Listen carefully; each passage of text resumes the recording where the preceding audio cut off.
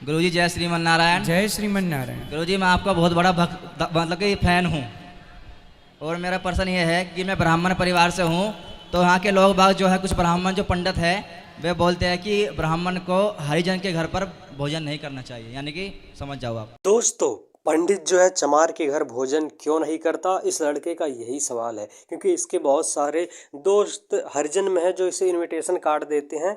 तो आइए देखते हैं इस पे अनिरुद्धाचार्य जी महाराज क्या बताते हैं।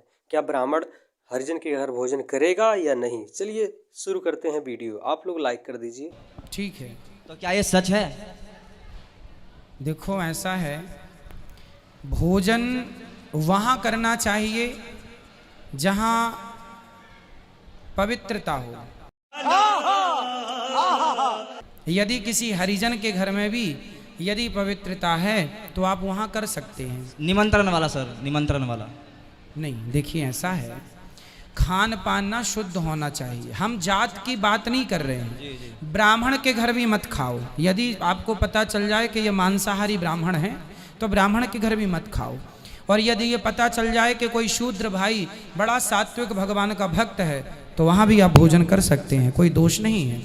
भगवान के भक्त के घर अब कोई मांस खाता है, शराब पीता है, भले वो ब्राह्मण है, और आपको भोजन कराए तो वो खाने में तसल्ली नहीं होगी, है ना। भले हमें पता चल जाए कि ये ब्राह्मण मांसाहारी है, हम खुद उसके घर भोजन नहीं करेंगे। क्या सोच है रे तेरी, मानना पड़ेगा, है ना। तो भोजन वहाँ हो जहाँ शुद्धता हो। हमें जात से कोई लेना देना नहीं कि आपकी जात क्या है। हमें आपके पवित्रता से मतलब है, आप शुद्ध हैं, आपके हृदय में प्रेम है, आपके हृदय में भगवान से प्रेम है, भगवान के भक्त हैं आप सदा भगवान को भोग लगा के खाते हैं। आज ही हमने कथा में कहा, गजेड़ियों के दोस्त गंजेड़ी होते हैं, शराबियों के शराबी होते हैं। वो कोई भी जात का हो, हमें कोई लेना देना नहीं। सर एक सवाल मेरा ये है कि आपने कहा है कि शौच करने के बाद नहाना चाहिए, ठीक है, कथा में, तो शास्त्र में मेरे सुनने में ऐसा है कि रात को तो नहाना नहीं चाहिए सूर्योदय के बाद, क्योंकि गोहत्या लगती है ना। किसने बोला आपको? सर मेरे सुनने में आया, गलत सुना आपने। रात को नहा सकते हैं शौच करने के बाद? बिल्कुल बिल्कुल, आधी रात को आप सोच जाएंगे तो नहाएंगे। ये भगवान क्या जुल्म है। ये कितनी गलत गलत बातें कौन बताता रहता है? ये सर टीवी में आते हैं, सुरेश पांडे जी पंडित जी, मैं देखता हूँ, उनकी काल चक्र के नाम से आता है, वे बता रहे थे। सब चक्कर में ना पड़ा करिए, शास्त्रों को खुद उठाइए, खुद पढ़िए। सर जैसे भगवान के 24 अवतार हो गए, अब होगा 24 अवतार बुद्ध मतलब भगवान का नारायण का, तो इसके बाद इनका अवतार नहीं होगा, क्योंकि त्रेता द्वापर और सतयुग कलयुग चलेगा, फिर बाद में भी कलयुग आएगा ना, तो फिर अंत करने कौन आएगा इसके बाद? अभी तो कल की भगवान आएंगे, कलकी के बाद फिर सतयुग होगा, तो फिर सतयुग में फिर नरसिंह भगवान आएंगे, नरसिंह, फिर त्रेता होगा तो फिर राम जी आएंगे, द्वापर में फिर वही चलेगा। फिर ठीक है जी। जैसे हमारे जो पितर होते हैं, पितर तुम कहते हो कि यदि उन्होंने पाप किया किसी मनुष्य ने, वे 84 या योनि में भटक रहे हैं, ठीक है, तो फिर हम उनकी पूजा क्यों कर रहे हैं? क्योंकि वे तो शेर बन गए या कुत्ता बन गए, बिल्ली बन गए, और हम उनकी पूजा ना करें तो हमें आके सपने में मारते हैं या फिर डांटते हैं, हमारे काम बिगाड़ते हैं।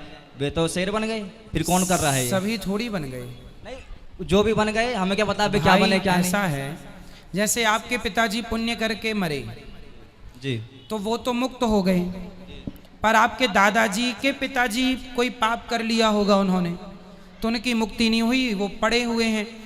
जरा सा पुण्य मिलेगा तो उनकी सदगति होगी, तो वो पितृलोक में पड़े रहते हैं।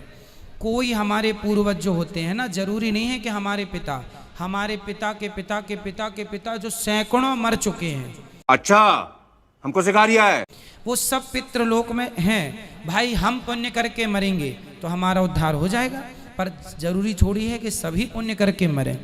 तो जो पाप करके मरे हैं उनके लिए आप लोगों को पिंडदान, तर्पण, भागवत जी की पोथी के चलो उनकी भी सदगति हो जाए, चूंकि हमारे पूर्वज हैं।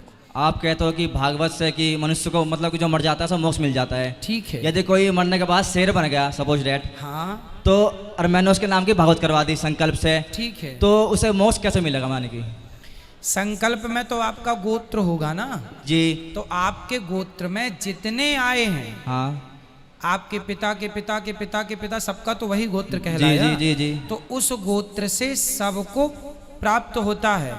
यदि आपके पिताजी या दादाजी या जो भी व्यक्ति हैं वो शेर बने हैं, तो शेर यदि उसे किसी प्रकार की दिक्कत है तो उस रूप में उसे यदि वो बीमार है। नहीं नहीं ठीक है, आपने बताया था उसका मांस मिल जाएगा शेर को वहाँ पे। बिल्कुल, बिल्कुल। नहीं, मरने के बाद फिर वे जन्म से छूट जाएगा, पुनर्विजन्म से। नहीं, पुनरपि वो तो चक्कर में पड़े ही है ना, शेर बना है मतलब जन्म मृत्यु में तो पड़े ही है। शेर तो बने हैं, हमने भागवत करवा दी, मोक्ष तो मिलेगा ना, मरने के बाद दोबारा नहीं होना चाहिए जन्म। सुनिए, मोक्ष तो मिल जाएगा, उसके पापों से मोक्ष तो उसके ही कर्मों से मिलेगा। आप लोग जो कर रहे हैं उस कर्म से ये होगा कि वो जिस योनि में है उस योनि में उसे कष्ट नहीं होगा। माना कि शेर है और वो यदि दुखी है तो हो सकता है कि आपके पुण्य से उसको कोई दवा देने पहुंच जाए या उसका कोई मददगार पहुंच जाए। भाई कुत्ते को भी तो लोग दवाई दे देते हैं, सब कुत्तों को नहीं पर कुछ को मिल जाता है। कहने का तात्पर्य यह है, उस योनि में यदि वो कष्ट पा रहा है तो उस योनि के कष्ट से तो वो मुक्त हो जाएगा, बट 84 के चक्कर से तो वो खुद के ही कर्म से जाएगा, है ना। यदि आपने उसके नाम की पोथी कराई है तो ये निश्चित है कि उसकी सदगति होगी, पर वो उसके पाप भोगने के बाद। तो दोस्तों आपने सुन लिया, जैसा गुरुजी ने बताया कि जो पंडित है, अगर ब्राह्मण हरिजन के घर शुद्धता है तो भोजन वहाँ पे कर सकता है, कोई ऐतराज नहीं है, बिल्कुल कर सकता है। और हाँ, पुनरप मरणम वाला चक्कर अगर आप छुड़ाना चाहते हैं तो बाबा जी से अपनी पोथी पत्रा जो भी है कह रहे हैं उस नियम अनुसार आप उनके लिए कुछ पुण्य कराइए, कुछ अपनी। बाकी आप लोग समझदार हैं, मुझे नहीं पता। आपको वीडियो कैसा लगा फटाफट कमेंट में बताइएगा। ठीक है दोस्तों, मिलेंगे नेक्स्ट वीडियो में। जय हिंद, वंदे मातरम।